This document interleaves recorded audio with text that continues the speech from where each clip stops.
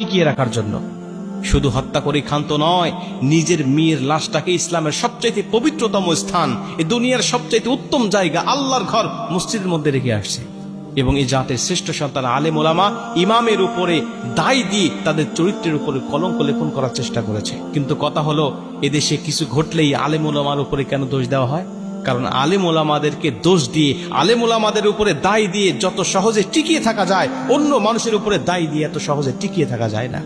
কারণ আমরা আলেমদের বিরুদ্ধে কিছু শুনলেই আমরা তাওয়াক্কা না করে, তদন্ত না করে আমরা তাদের বিরুদ্ধে লেখালেখি এবং প্রচার শুরু করে দিই। আর আমাদের দেশে কিছু হলুদ সাংবাদিকের আছে, ওরা আলেমদের বিরুদ্ধে বলে যতটা মজা পায়, অন্য মানুষের বিরুদ্ধে বলে এতটা মজা পায় না। কোনো তদন্ত নাই, কোনো বিচার বিশ্লেষণ নাই, ঢালাও ভাবে বলে যাচ্ছে আলেম ওলামা এই কাজ করেছে। ডিএনএ টেস্ট করে তারা কি তদন্ত বের করলো? যে এই ঘটনার সাথে আলেম ওলামাদের কোনো রকম কোনো সম্পর্ক নাই, ইমাম এবং মুয়াজ্জিন সম্পূর্ণ নির্দোষ।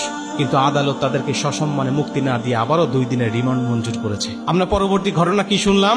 যে মা এবং চাচার মধ্যে পরকীয়ার সম্পর্ক ছিল। বাবা থাকতো বিদেশে, প্রবাসে, মাথার ঘাম পায়ে ফেলে কষ্ট অর্জিত টাকা পয়সাগুলো পাঠাতো সেখানে, আর ওই টাকাগুলো খেয়ে খেয়ে মা তার ভাইয়ের সাথে মানে দেবরের সাথে পরকীয়া করত। মেয়ে যখন দেখে ফেললেন মা এবং চাচা পরকীয়া করছে এবং তাদেরকে আপত্তিকর অবস্থায় দেখতে পারলেন, এই কথাটা বাবাকে বলে দিবে বিধায় এই ভয় আতঙ্কে মা এবং চাচা দুজনে মিলেই মেয়েকে হত্যা করলেন।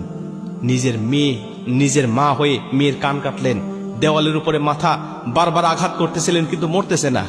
পরবর্তীতে কি করলেন? নিজের চাচা লজ্জাস্থানের মধ্যে রড ঢুকিয়ে তাকে দুনিয়া থেকে বিদায় করে দিলেন এবং ইমামের উপরে দায় চাপানোর জন্য সেই লাশটাকে মসজিদে রেখে আসলেন। প্রিয় ভাইরা আমার, ইমাম মুয়াজ্জিন যদি সত্যিই অপরাধটা করতো, ওই লাশ মসজিদের আশেপাশেও রাখতো না। কারণ সাধারণত এলাকায় কোনো ঘটনা ঘটলে ইমাম মুয়াজ্জিনকে কেউ সন্দেহ করবে না। এরকম ঘটনার ক্ষেত্রে ইমাম মুয়াজ্জিন কেন নিজের দিকে সন্দেহটা বাড়ানোর জন্য লাশটাকে মসজিদে রেখে দিবেন? ও তো পারলে নদীতে ফেলে দিতে পারতো, জঙ্গলে রেখে আসতে পারতো, মাটিতে পুঁতে ফেলতে পারতো, যাতে তার দিকে কোনো রকম সন্দেহ না হয়। কিন্তু সন্দেহ আসবে এটা জানার পরেও কেন ইমাম মুয়াজ্জিন মসজিদের মধ্যে লাশটাকে রেখে দিবে? তার মানে ঘটনাটা পুরাটাই উল্টা।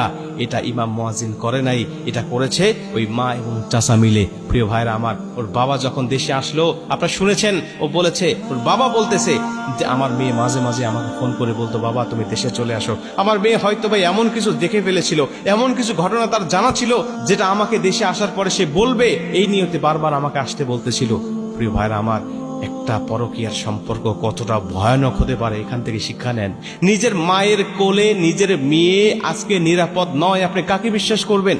নবীজি বলছেন পরকীয়ার সম্পর্ক এতটাই ভয়ানক, এই সম্পর্কে যারা জড়িত হয়ে যায় শয়তান জড়িত করায়, আর শয়তান এই সম্পর্কে জড়িত করে তার বিবেক বুদ্ধিকে একেবারে লোপ করে দেয়। ও ভালো মন্দ তাওয়াক্কা করার ক্ষমতা রাখে না, বিচার বিশ্লেষণ করার ক্ষমতা রাখে না। এই কাজ করার পরে কি হবে ওই চিন্তা তার মধ্যে থাকে না। পরকীয়ার শেষ পরিণতি কি হবে এই বিচার বিশ্লেষণ করার মতো ক্ষমতা তার থাকে না।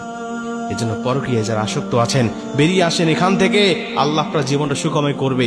আর যদি মনে করেন না পরকীয়া কন্টিনিউ করে যাব, সাময়িক সুখ শান্তি পেলেও এর শেষ পরিণতিটা হবে ভয়ঙ্কর, অপমানিত, লাঞ্ছিত এবং জিল্লতির সাথে, যেটা আপনি কখনো কল্পনাও করেন না।